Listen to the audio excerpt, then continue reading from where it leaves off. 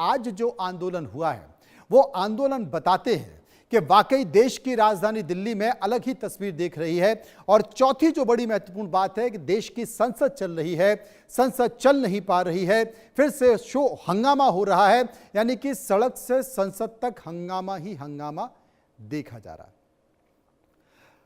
अब मैं चर्चा करूंगा, समझने की कोशिश करूंगा। मेरे साथ अजीत मेंदोला जुड़ गए हैं। अजीत मेंदोला जी, मैं आपसे समझने की कोशिश करूंगा कि एक साथ अचानक इतने सारे आंदोलन, संसद का सत्र चल रहा है, किसान भी आंदोलन के लिए आ गए, छात्र पहले से ही आंदोलन कर रहे हैं और आज संभावनाओं को तलाशते हुए कांग्रेस ने भी अपनी बेहतर उपस्थिति दर्ज कर दी है। क्या कहते हैं इन आंदोलनों को और राजनीतिक पार्टी के राजनीतिक कदम को देखते हुए?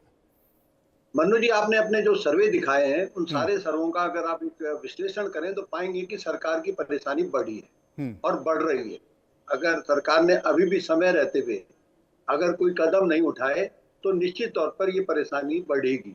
क्योंकि देखिए, किसान आंदोलन अपनी जगह पे एक अलग है, लेकिन जो घटनाक्रम देश की राजधानी में हुआ वो घटनाक्रम बड़ा चिंता बढ़ाने वाला भी है और एक तरीके से सरकार के लिए एक मतलब चेतावनी भी है कि भाई देखिए, हर चीज जिद से पूरी नहीं हो सकती।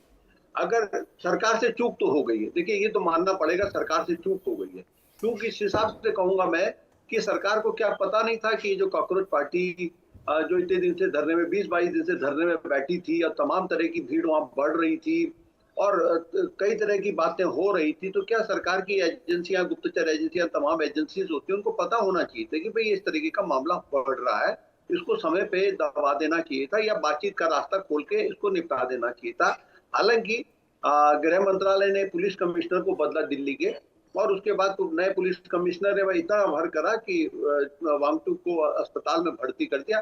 बाकी मैं कहूंगा कि नए कमिश्नर से चीजें नहीं संभली जो जिस तरीके से उनको संभालना चाहिए था, और ये सब बातें हो गई। नंबर 1।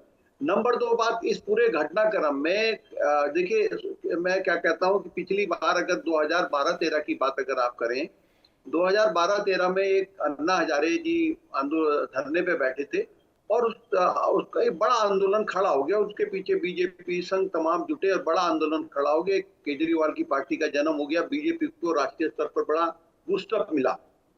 आज ये जो कल घटनाक्रम घटा, इस घटनाक्रम की जो सबसे बड़ी बात निकल के आई है पिछले 24 घंटे के अंदर, कांग्रेस पहली बार, कांग्रेस के नेता राहुल गांधी ने अपने 10-12 साल के जो विपक्ष के नेता के रूप में काम कर रहे हैं, पहली बार उन्होंने एक ऐसा काम किया, उस पर बहस छिड़ गई कि उन्होंने गलत काम किया और वो एक तरीके से एक नया ट्रेंड शुरू कर दिया विपक्ष में कांग्रेस ने। लेकिन राजनीति इसी को कहते हैं। आप अगर देखिए, प्रधानमंत्री मोदी भी राजनीति करते हैं। अभी जब ये मानसून सत्र शुरू हो रहा था, तमाम तरह के जो मुद्दे आए थे, वो राजनीति इसी को कहते हैं जो बीजेपी। लेकिन पहली बार कांग्रेस ने एक जवाब दिया है। उन्होंने जैसे भी हो सोच समझ के और एक जो गुप्त तरीके से वो पीएम आवास तक पहुंच गए, ये बहुत बड़ी बात है।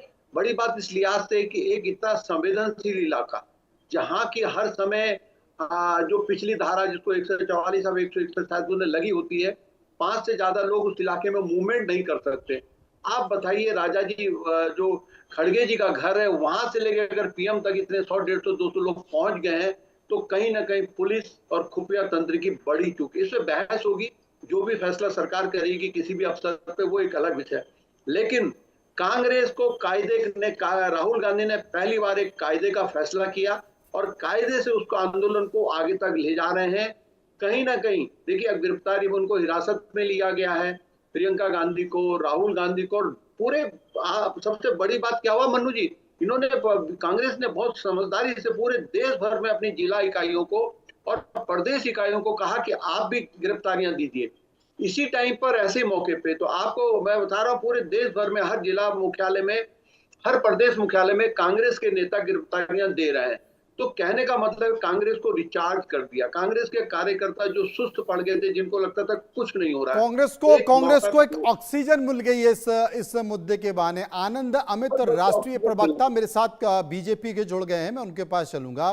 आनंद, अमित साहब, आप तो मुझे लगता है क्योंकि जिस तरीके से रणनीति हो रही थी, संसद सत्र चलने वाला था, नारी शक्ति वंदन अधिनियम तो हो ही चुका है, वो डीलिमिटेशन का एक रह गया था, उसके लिए जोड़ तोड़ पूरा चल रहा था। तमाम ऐसे सांसद थे जिन्होंने अपनी अपनी पार्टियों को छोड़कर अलग संगठन बना लिया था, सरकार को समर्थन दे दिया था और लग रहा था कि वो पास हो जाएगा। लेकिन एक सीजेपी या एक छोटी सी कमी के छात्रों से अगर बात कर ली जाती तो शायद वो संसद के सत्र में पहुंच नहीं पाते। मुझे लगता है कि एक छोटी